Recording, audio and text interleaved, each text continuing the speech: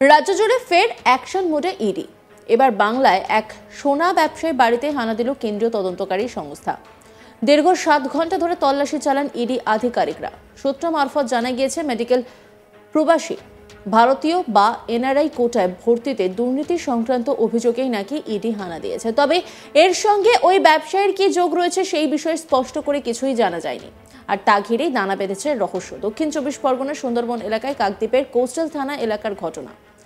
জানা গিয়েছে, স্থানীয় এক সোনা ব্যবসায়ী মৃত দিলীপ সাউয়ের বাড়িতে বৃহস্পতিবার সকালে হানা দেয় 5 জন ইডি আধিকারিকের একটি দল। দীর্ঘ 7 ঘন্টা ধরে তল্লাশি চালান ইডি আধিকারিকেরা। সূত্রের খবর, মেডিকেলে প্রবাসী ভারতীয় বা এনআরআই কোটায় ভর্তিতে দুর্নীতি সংক্রান্ত তদন্তেই ইডির আধিকারিকরা বৃহস্পতিবার হানা দেয় মৃত ওই সোনা ব্যবসায়ীর বাড়িতে। সূত্র মারফতে জানা যায়, মৃত দিলীপ সাউয়ের মেয়ে দীপান্বিতা সাহু বেসরকারি একটি মেডিকেল কলেজের পড়ুয়া এবং সেই সূত্র ধরে ইডির আধিকারিকরা এদিন এই এলাকায় তল্লাশি চালায় বলেও জানা যায়। তবে এই বিষয়ে একাধিকবার জিজ্ঞাসা করা হলেও ইডির আধিকারিকেরা কোনো কিছুই সংবাদ মাধ্যমের সামনে জানায়নি। কোন বিষয়ে এসেছিলেন একটু? ইডি আধিকারিক কি বলেছেন শোনাবো আপনাদের।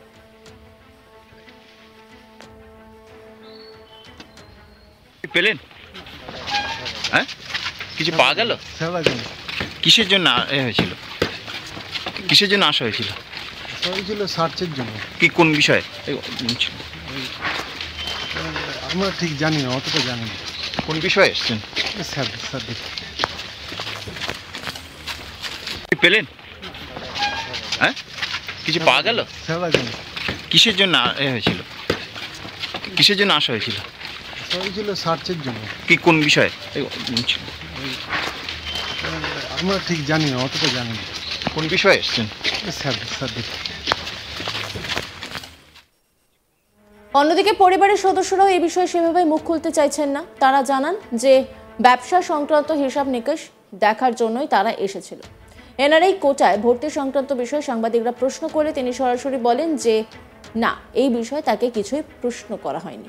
অনিমেষ আইচ ব্যবসায়ী, তিনি কি বলছেন শোনাবো আপনাদের।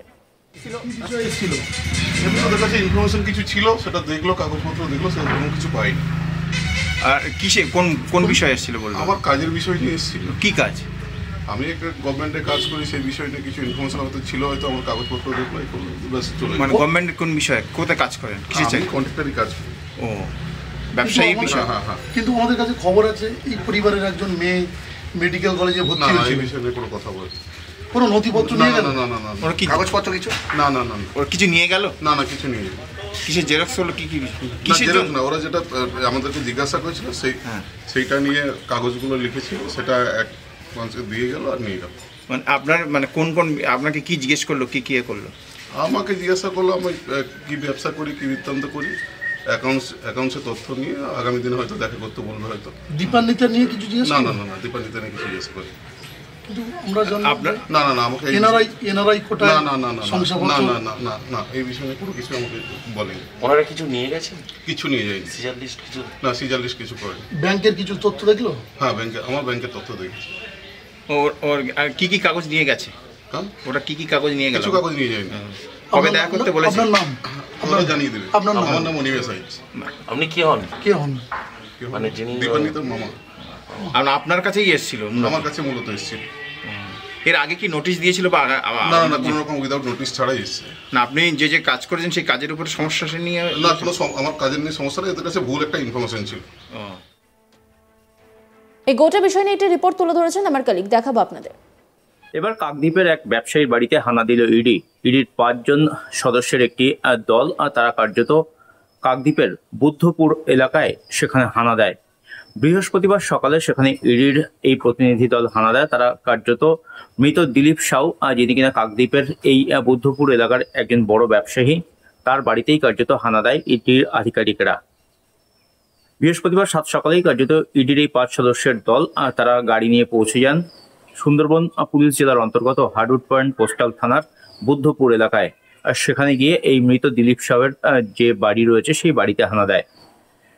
ব্যবসা সংক্রান্ত কারণ, আর্থিক তছরূপ কারণ, কি বিষয়ে কার্যত ইডির হানা সেটি এখনো পর্যন্ত পরিষ্কার নয়। এ বিষয়ে কেউ মুখ খুলতে চাননি।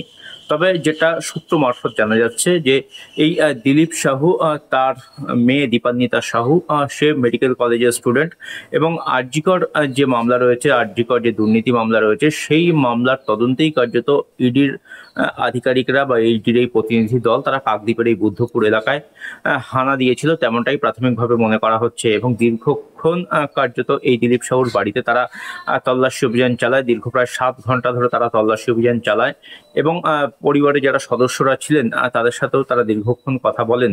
যে কোনো রকম দুর্নীতির সাথে এরা জড়িত রয়েছেন কিনা সেটি এখনো পর্যন্ত পরিষ্কার নয়। তবে এই বাড়ি থেকে বেশ কিছু নথিপত্র সংগ্রহ করেছেন ইডি আধিকারিকেরা, তেমনটাই কিন্তু মনে করা হচ্ছে। পরিবারের সদস্যরাও এই বিষয়ে কোনো রকম ভাবে মুখ খুলতে চাননি। তবে দীপান্বিতার মামা তিনি দাবি করেছেন তিনি একজন সরকারি কন্ট্রাক্টর এবং সেই কন্ট্রাক্টর হওয়ার কারণে বেশ কিছু বিষয়ে জিজ্ঞাসাবাদ তাকে করা হয়েছে। তবে পরিবারের যারা অন্যান্য সদস্যরা রয়েছেন তারা কার্যত এই সমস্ত বিষয়ে কোনো রকম ভাবে মুখ খুলতে চাননি। সঠিক কি কারণে ইডির এই হানা সে বিষয়ে যেমন পরিবারের লোকজন তারা মুখ খুলতে চাননি, তেমনি ইডির আধিকারিকেরা তারাও কার্যত সংবাদ মাধ্যমের সামনে কোনো রকম ভাবেই মুখ খোলেননি। সব মিলিয়ে এই ঘটনাকে কেন্দ্র করে এলাকায় যথেষ্ট চাঞ্চল্য ছড়ায়। বৃহস্পতিবার সকাল থেকে দীর্ঘ প্রায় 7 ঘন্টার ম্যারাথন তল্লাশি চলে এই দিলীপ সাহুয়ের বাড়িতে। দিলীপ সাহু কাকদ্বীপের একজন নামজাদা ব্যবসায়ী ছিলেন, তিনি বেশ কিছুদিন আগে তিনি মারা গিয়েছেন। সেই মৃত দিলীপ সাহুয়ের বাড়িতেই কার্যত এই ইডির যে 5 সদস্যের প্রতিনিধি দল বৃহস্পতিবার সকালে হানা দেয়, তাতেই এলাকার মানুষজনের মধ্যে একটি চাঞ্চল্য ছড়ায়। তারা প্রথমে বুঝতে পারেনি যে ইডি আধিকারিকেরা কেন এখানে এলেন। পরে অবশ্য যেমনটা সূত্র মারফত জানা যাচ্ছে যে আরজিকর যে দুর্নীতি মামলা, সেই দুর্নীতি মামলার তদন্ত করতেই কার্যত ইডি এই প্রতিনিধি দল তারা কাকদ্বীপের এই বুদ্ধপুর এলাকায় তারা আসেন এবং সেখানেই দিলীপ সাহুয়ের বাড়িতে তারা তল্লাশি অভিযানে যান। মৃত দিলীপ সাহুয়ের মেয়ে দীপান্বিতা সাহু সে মেডিকেল কলেজের স্টুডেন্ট এবং সে একটি বেসরকারি মেডিকেল কলেজে পাঠরতা। তার কোনো বিষয় নিয়ে জিজ্ঞাসাবাদ করা হয়েছে তেমনটাও মনে করা হচ্ছে।